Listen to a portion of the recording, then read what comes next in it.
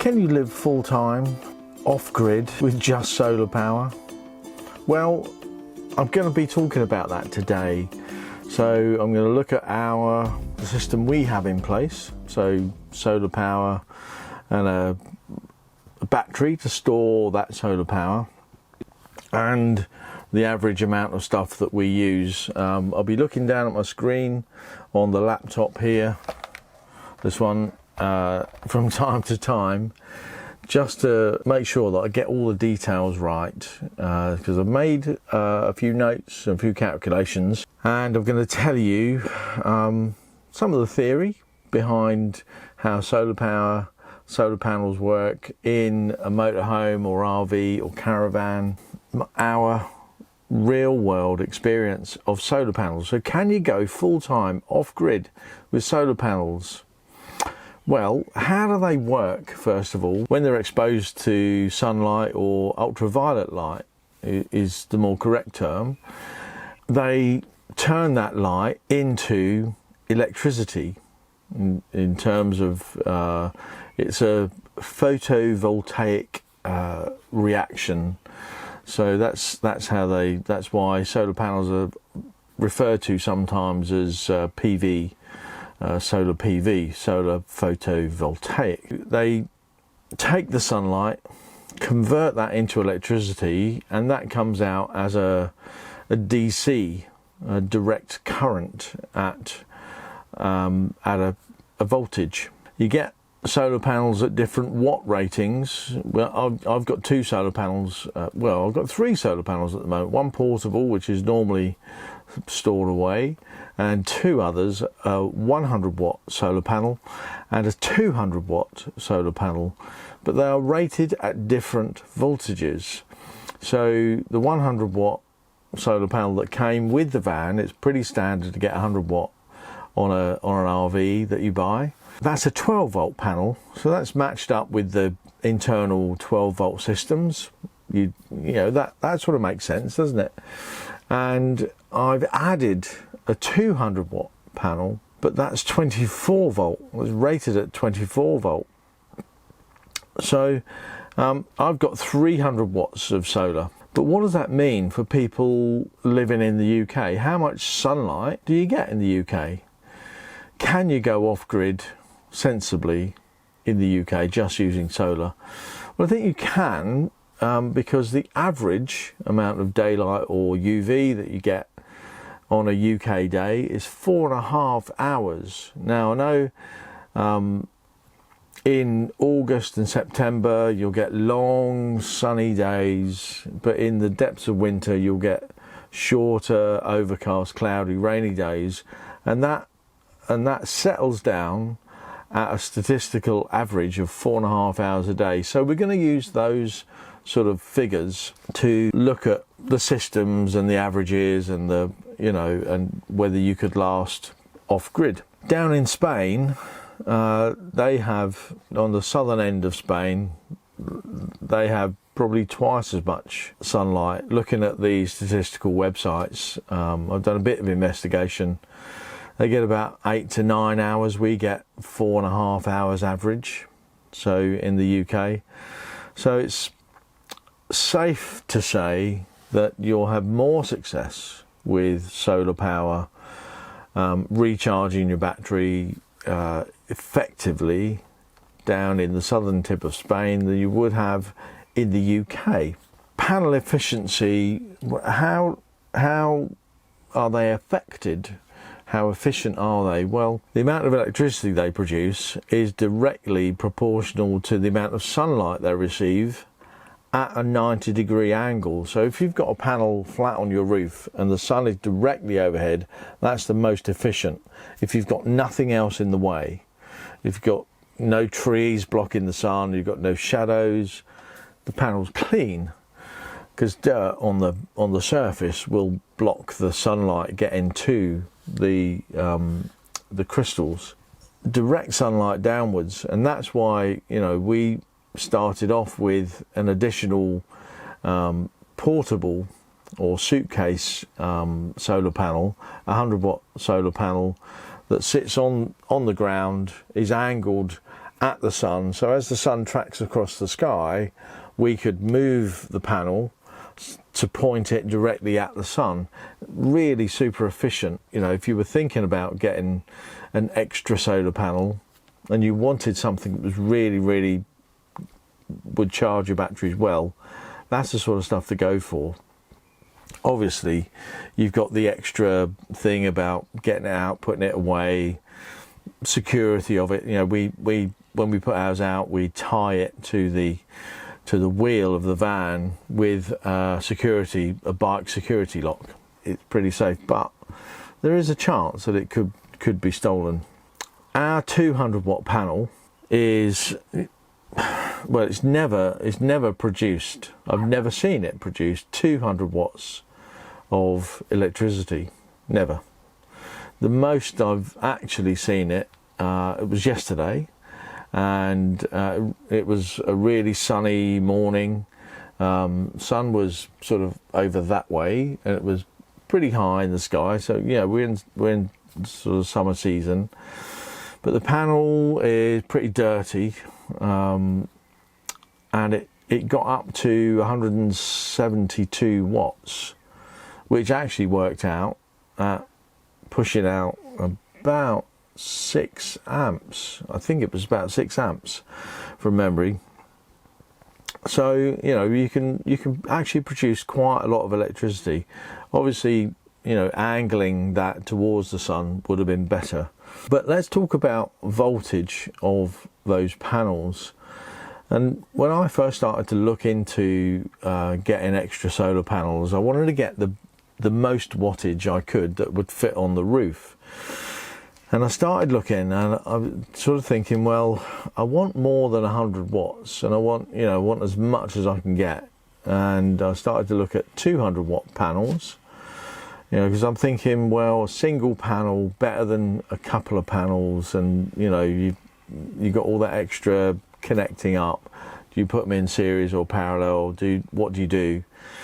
And I got very confused, because the 200 watt panel that I was looking at was 24 volt. It was rated at 24 volt, and maybe I can't have that. Maybe I can't have the high capacity. Well, how wrong I was, because it wasn't immediately obvious to me that with a 12 volt battery, you could have any voltage of solar panel that you want. It doesn't matter. And the reason that is, it's because of the a little box of tricks you put between the solar panel and your battery that's called a charge controller. Because remember, you're not actually powering things from the solar panel, you're charging your battery, which then powers things. That's how it works. You've always got that sort of battery between your devices and your solar panel. Charge controllers, there are two types of charge controller. An MPPT type charge controller. An MPPT stands for maximum power point tracking, and you've got the PMW, which stands for pulse width modulation.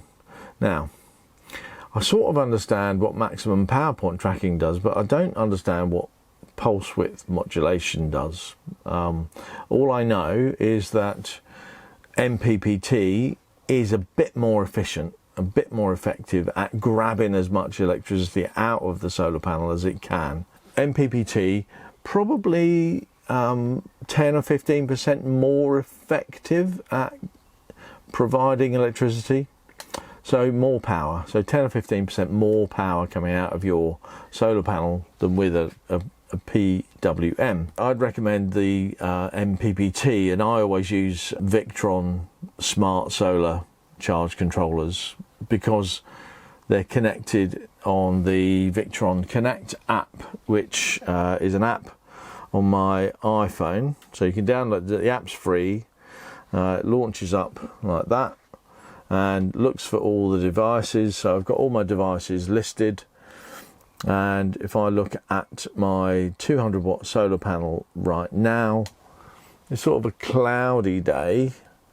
Actually, the battery's fully charged, so it's not putting any charge voltage into the battery at all. but it is running at nearly 41 volts. I think you can probably just see that at the top there. So it's not really delivering any solar power at all at the moment because the battery is in float, and it's just really topping off. Maybe I'll switch some stuff on so that I deplete the battery a bit, and you can see how much solar power is being produced on a variably cloudy, clear sky day. But those are the differences between the two types of charge controller. With all that solar power, you know, you need somewhere to store it, don't you?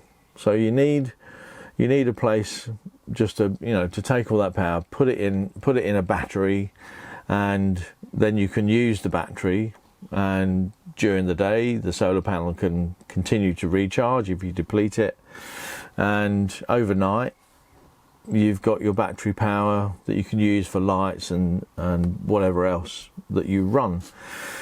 But how much battery storage do you need? Well, it's all about what you're going to use, isn't it? So let me just describe how you're going to work out how much battery power you need, because you've got to size all these things correctly and in tune with each other. No good having a kilowatt of solar, 1,000 watts of solar panels and a 50 amp hour battery, because you've got loads of solar, little tiny battery. It's not going to last you overnight, and you're throwing away most of the electricity during the day. So you need to have a balance there, don't you? So if you've got let's say an LED light is running at 5 watts, and we're going to talk in watt hours, and I'll put some descriptions on how to work all this out and how to convert watts to amps and voltages and so on down in the description. So have a look down there, and there'll be some information for you to maybe take away and work some stuff out for yourself. If you've got a 5 watt light, LED light, that you're going to run for an hour, that's 5 watt hours. But obviously, you're going to run your lights from maybe 6 till 11 maybe. So you're going to run those for 5 hours. So just add those up. It's 5 watts for an hour. You're going to run it for 5 hours. So it's 5 watt hours times 5 hours. So it's 25, or let's make it 30 watt hours. So say you run them for 6 hours continuously. So 30 watt hours, that's what that's going to take. And remember your battery storage. Maybe you've got a standard 100 amp hour battery. That's going to give you a total capacity of 1200 watt hours. But you've got to remember that with a lead acid battery, you've only got half that. With the lithium, you've got about 80% of that. So and we can sort of talk about that. But let's use 50% all the way through, because most people will have lead acid. So for simplicity's sake, let's say you've worked out all your different bits, your lights, your TV, all your bits and pieces, you're charging up, and you're using 1,000 watt hours a day. You're going to need to recharge your battery with 1,000 watt hours of solar power, aren't you? So how much solar do you need? Well, as I've said earlier, you've got about 4.5 hours average of daylight UV in the UK. So let's say you've got a 100 watt panel times 4.5 hours. That's 450 watt hours of electricity charge that you can bring to your battery. So you'd want to build your solar so that you could produce all of that power as and when you needed it. Clearly you've got your 600 watt hours of storage. If you've got two 100 amp hour batteries, you've got 1200 watt hours of usable capacity. So you've got a day's worth at your 1,000 watt hours, you've got a day's worth in store, right? So you only need to top up. And if you're off grid for a few days or weeks or months, you need to gauge how much you're going to use and how much solar you need to charge your batteries, or even add a third or fourth battery. The solar panels are going to charge not to their total rated wattage all of the time, because the sun goes behind the clouds, it's a bit darker, you get a bit in the morning as the sun comes up and it gets brighter, and then they produce more and more and more, and then as the evening comes they produce less and less and less until the night time where they don't produce any. You need to look at that. So what is my plan? I've got 300 watts of solar currently. I would, if space and finances allow, I would actually go for 600 watts of solar, and that would give me 2,700 watt hours of power coming in. I know from experience that never happens. So it's about half that, less than. That's gonna give me my 700 to 1,200 watt hours.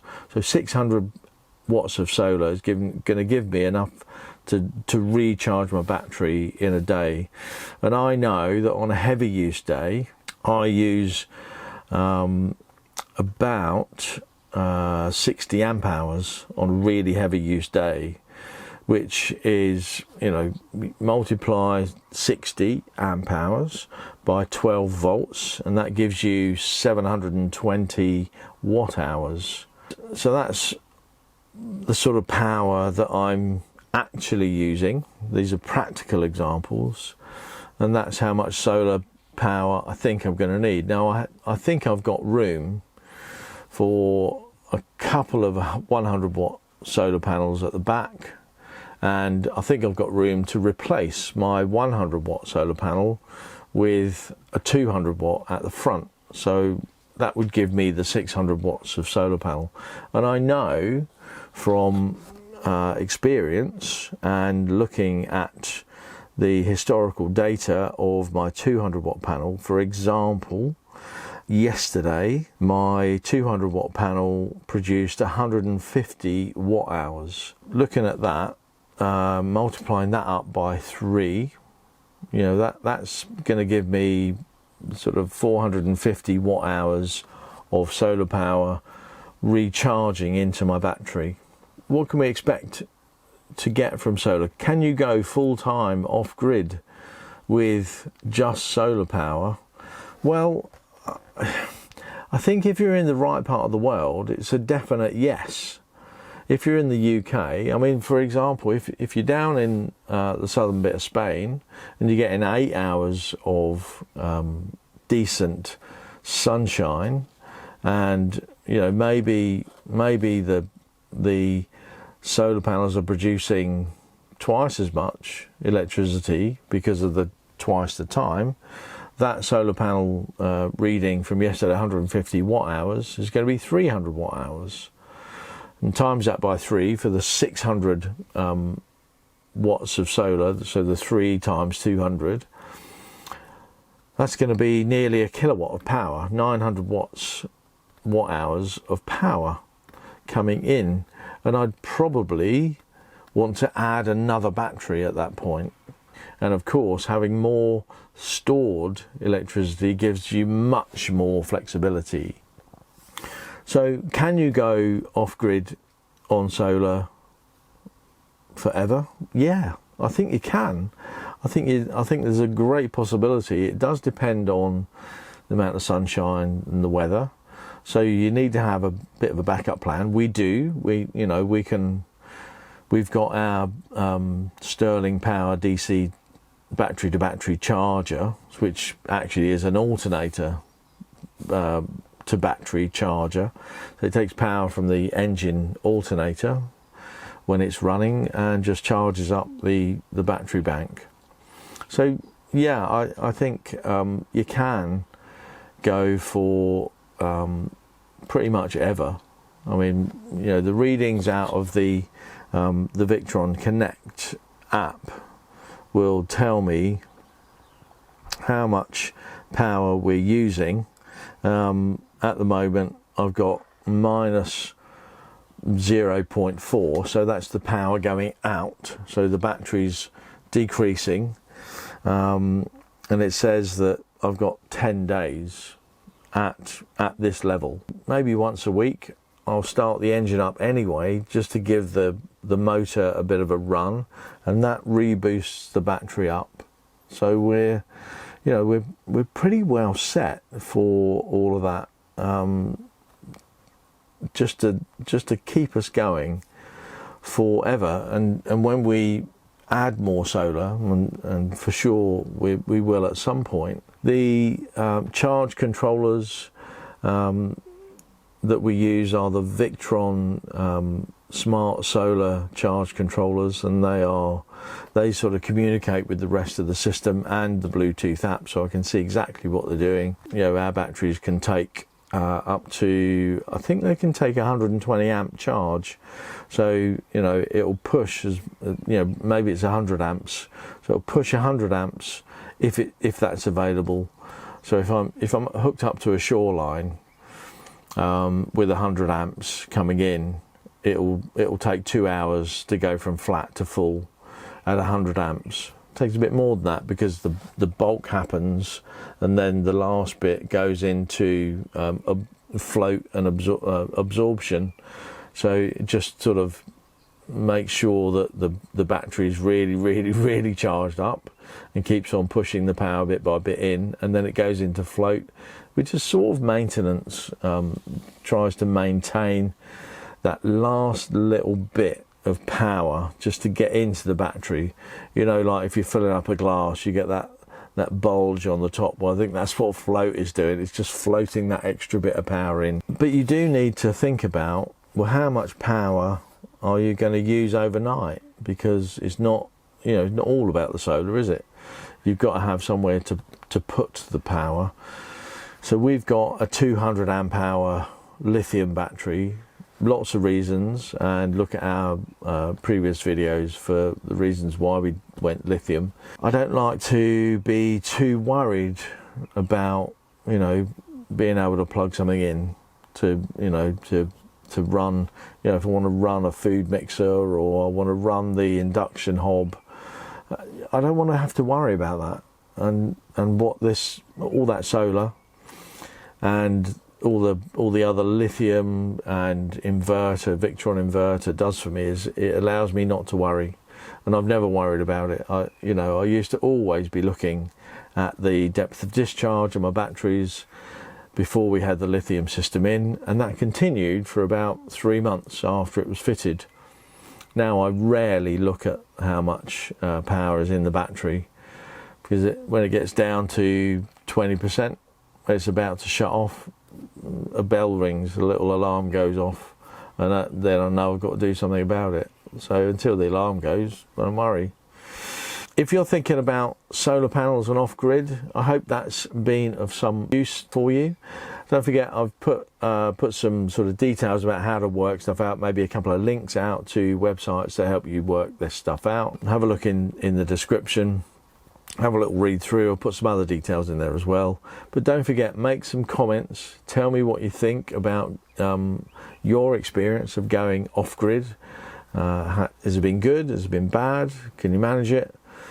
Do you always think that you need to be hooked up to shoreline or electric hookup cable, or do you have a petrol or diesel generator? Maybe. We decided not to go for those. That's it from me today. Thanks so much for watching. Don't forget to comment, like and subscribe. See you soon. Bye bye.